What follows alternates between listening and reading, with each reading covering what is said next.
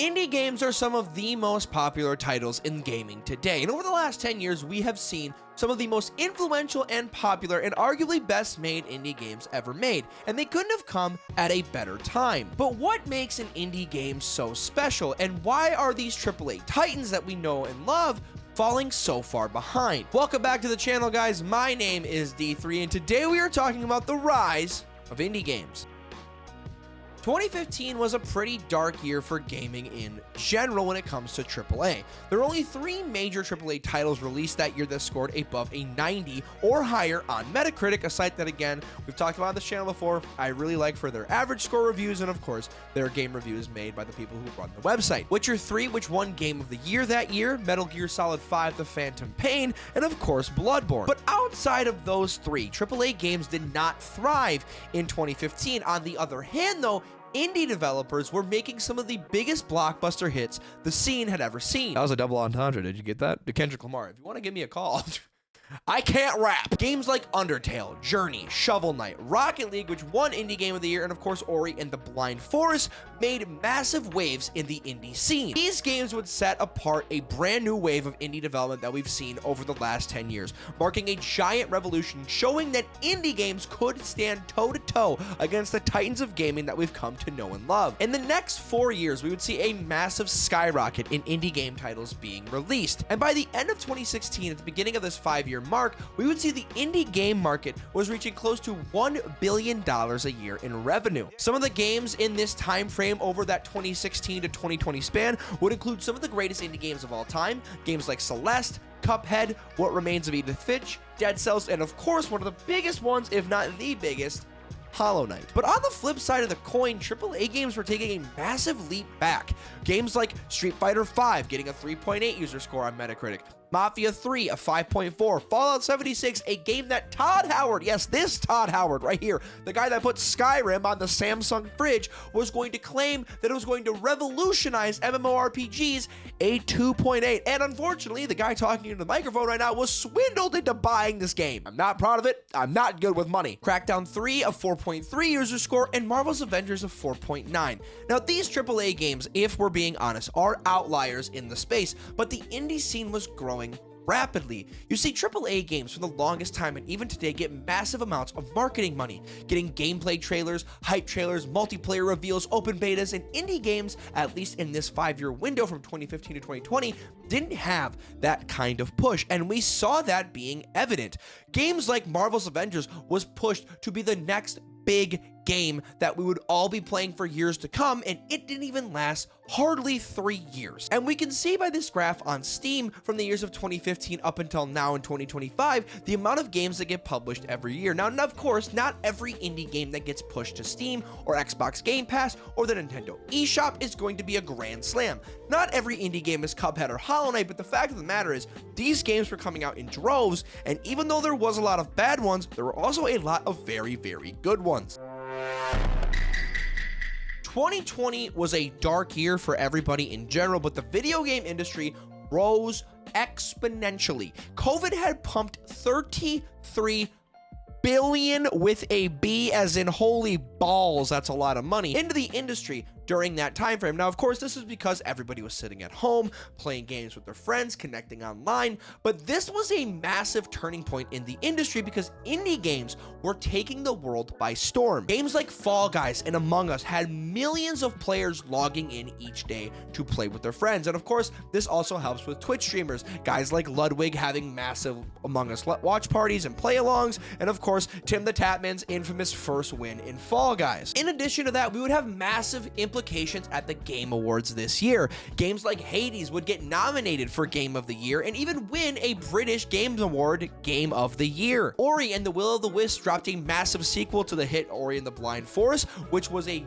#1 successor and got a 10 out of 10 on Steam. And there were more indie games on the horizon that would look promising. However, COVID also did cancel a bunch of games, and this was partly due to all the conventions being canceled. I mentioned earlier that marketing is a massive tool for video games. You've seen gameplay trailers across my own videos, across Twitter, and without these big conferences, indie developers were getting left behind. Indie developers would use conventions like TwitchCon and E3 to connect with publishers about getting their game on their certain platforms or to get backing financially, and with all of these conventions shutting down, there are projects that we'll never know about that had to have gotten canceled or pushed back indefinitely due to lack of funds and due to lack of being able to get the word of mouth out there. 2020 was also a big year for AAA gaming, and if I'm being honest, it wasn't necessarily a good year for AAA gaming. There was a lot of travel restriction, obviously, and due to that, a lot of manufacturing increases because of what was going on in China being ground zero for the COVID virus, and this, unfortunately, did not stop Microsoft and Sony from releasing their 9th generations of consoles, the PlayStation 5 and the Xbox Series X and S. By the way, shameless plug real quick, if you're interested in how the console wars were going prior to the release of the PlayStation 5 and the Xbox Series X and S, you can click this video up in the card. I think it's over here. I'm going to point this way. I hope that editing Drew gets this right. Don't worry, recorded Drew. I got it under control. Hey guys, sorry this video is taking so long to come out. I've been really busy at my IRL job. I'm about to talk about that later in this video, but I hope you're enjoying it while it's happening. All right, back to the show. That video, of course, is me talking about the console wars, and if you enjoyed that, let me know in the comment section. Because of these manufacturing costs, prices for these consoles were inflated through the roof. I myself bought a PlayStation 5 in 2021 for over $800. Now, granted, that came with a couple games, an extra controller, some money for GameStop, but the fact of the matter is that these consoles were incredibly inflated at launch due to one, manufacturing costs, but also to the increased amounts of bots online purchasing up all the consoles. This would allow for scalpers, yes, a word that is synonymous with all evil things in this world, to make more money hand over fist than they could possibly imagine. And until earlier this year, in June of 2025, the PlayStation 4 had more players on it than the PlayStation 5 did. Is that not insane? Now, granted, again, as of June 2025, the PS5 now has more concurrent players, but that is a very long time for a console that came out in 2014 to be having more players than your console that came out 5 years ago. But by far, the biggest swing for the indie versus AAA game debate in this year alone was that 9th generation consoles were now smacking a cool $70 USD on their brand new game prices. Now, I'm going to be honest with you, as somebody who is, again, not that great with money, that's a lot of Skrilla to be throwing down on every new install of Call of Duty and FIFA every single year. And this would, of course, drive plenty of players to complain about the prices, and in the future, a game would rise above, showing you that just because it's not $70 does not mean it's not worth every single penny.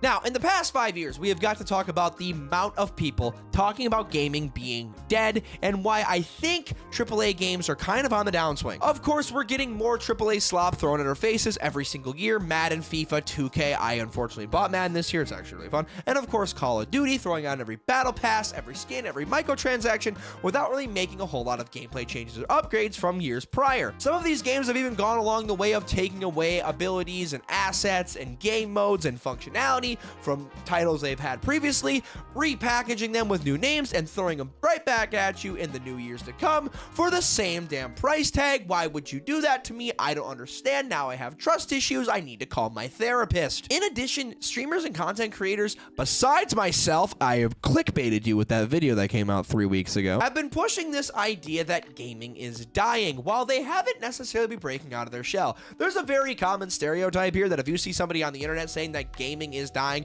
more often than not, they play one of the following games to death and then they get super bored. It's either the hyper-competitive sports game that they spend $70 for each year that, again, takes away features and brings them back. I'm looking strictly at you people who only play 2K. You are part of the problem, but you can also be part of the solution. Or the people that no-life, high-octane FPS multiplayer games until their hands bleed and they wonder why they're not having fun when their only idea of fun is being either at the top of the leaderboard, having 100,000 viewers on Twitch, or somehow combining both of those into some weird FPS sex, baby. But on the other hand, in the last 5 years, we have received some of the coolest and downright most badass indie games the world has ever seen. I already mentioned Hades, which was nominated for a Game of the Year nod back in 2020, but other big games in the last 5 years for the indie scene include Call of the Lamb, Animal Well, Vampire Survivors, and of course, who could forget Game of the Year nominee of last year, one of the coolest roguelites of all time that combined my favorite things, numbers that go up in poker, Balatro. However, we cannot talk about the last 5 years in indie games without bringing up one of the most controversial and biggest games of all time. I am, of course, talking about